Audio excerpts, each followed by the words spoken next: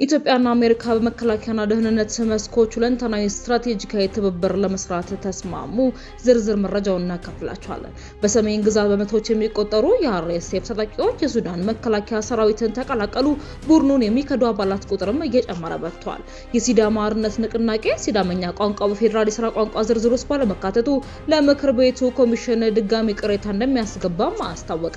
የቮይስ ኦፍ ኢትዮጵያ ቤተሰቦች ሰብስክራይብ ማድረጋችሁን እያስታወስናችሁ በዝርዝር ወደምንመለከታቸው ጉዳዮች እናልፋለን።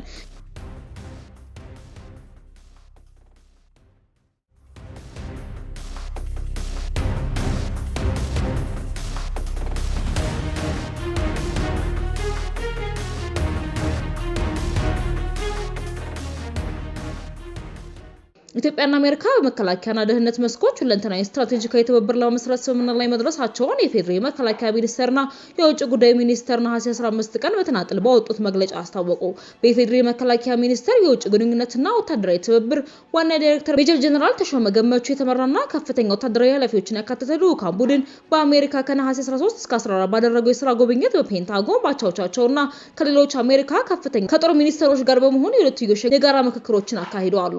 በዚህ ወቅት በፔንታጎን የአፍሪካ ጉዳዮች ምክትል ረዳት መከላከያ ሚኒስትር ብራያን ጄ አይለስ ጋር በተደረገው የጋራ ውይይት የሁለቱን ሀገራት ወታደራዊና ዲፕሎማሲያዊ ትብብሮች ወደ አዲስና የላቀ ምዕራፍ ለማሸጋገር መግባባት ላይ ተደርሷል። የጉብኝትና የስምምነት መረጃ የተሰማው የአሜሪካ መከላከያ ቡድን በኢትዮጵያ የመከላከያ ሰላም ማስከበር ማዕከል ስልጠና መስጠት ከጀመረበት ከሁለት ቀንም በኋላ ነው።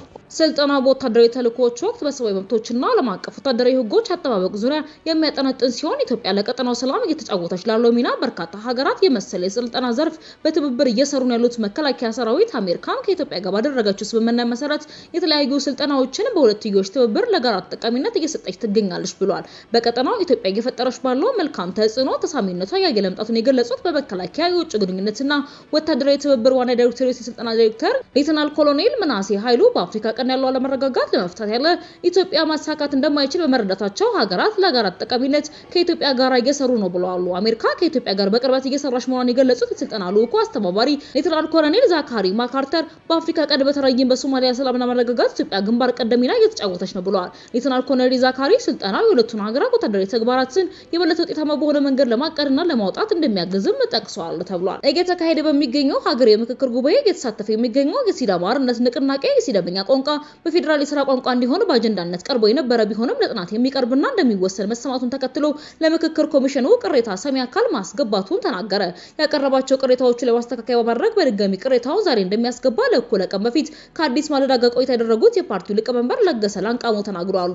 ሲዳመኛ ቋንቋ 7ኛው ሀገር አቀፍ ምርጫ ሲካሄድ 5 ቋንቋዎች በጥቅም ላይ እንዲውሉ ከተካተቱ ቋንቋዎች ውስጥ አንዱ ከመሆን ባለፈ 5ኛ የፌዴራል መንግስት ቋንቋ እንዲሆን ታስበው በመጀመሪያዎቹ ምክክር ቡድኖች ላይ ተቀባይነት አግኝቶ የነበረ ቢሆንም የ500 ቡድኑ ላይ ግን ለጥናት ይቅረብ የሚል መገፋቱ ቅሬታ ፈጥሮብናል ሲሉ ሊቀመንበሩ አስረድተዋል። ሲዳማ ክልልን ጨምሮ በተለያዩ አካባቢዎች በ5.5 ሚሊዮን በላይ ተናጋሪዎች አሉ ተብሎ የሚታሰበውን የሲዳመኛ ቋንቋ ለጥናት ይቅረብ ከማለት ባለፈ በግልጽ ምክንያት ሳይቀመጥ ቋንቋው መገፋቱ አግባብነት የለውም ሲሉም ነቅፈዋል። ፓርቲው ያስገባው ቅሬታ ተቀባይነት ባያገኝም የቋንቋው እድገት ወደ ኋላ እንዳይቀር ያሉትን ሰላማዊና ህጋዊ አማራጮች በመጠቀም ለመታገል ዝግጁ መሆናቸውንም ሊቀመንበሩ አክለው ገልጸዋል። የቮይስ ኦፍ ኢትዮጵያ ቤተሰቦች ሰብስክራይብ ማድረጋችሁን እያስታወስናችሁ ዘገባችን እናልፋለን።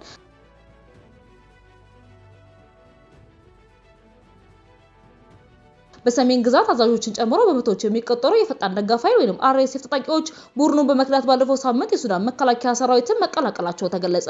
ይህም በአርኤስኤፍ ቡድን አንድነት ላይ ያደገ የመጣ ፈተና ሊሆን እንደሚችልም የሀገሪቱ መገናኛ ብዙሃን እየዘገቡ ይገኛሉ።